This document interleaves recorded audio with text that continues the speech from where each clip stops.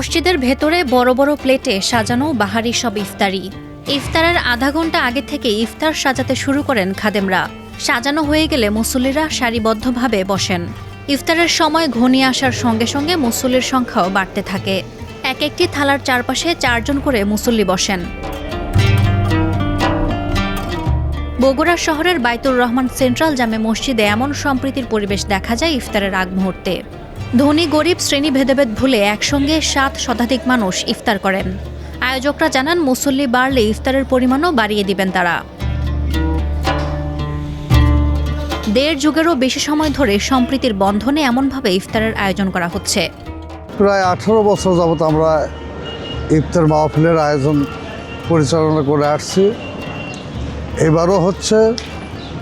প্রত্যেকবারই রমজান মাসে প্রায় 800 থেকে 1000 মানুষ আমাদের এখানে ইফতার করে এবং তারা একসঙ্গে যে ইফতার করে, এই ইফতারিটা আমরা একসঙ্গে থাকে এত ভালো লাগে। এখানে আসলে কে বড় লোক, কে গরিব, কে রিক্সা চালক তা না, আমরা সবাই একসাথে ইফতার করি। একটা মজা আলাদা রমজান মাসে।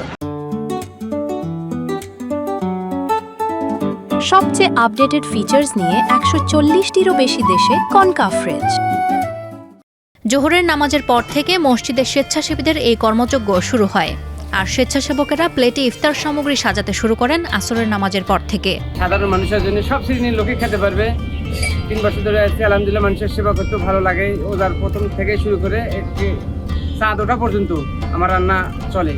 এক একদিন বিরিয়ানি, এক একদিন ঝাল খিচড়ি, একদিন সবজি খিচড়ি, এক একদিন ডাল খিচড়ি হয় ইনশাল্লাহ। এখানে ইফতারি করে পথচারী, আশেপাশের দোকানদার, মার্কেটের লোকজন, জেলারা স্টেশন থেকে শুরু করে সাতমাথা থেকে শুরু করে চারমাথা পর্যন্ত বহু লোকে এখানে আসে।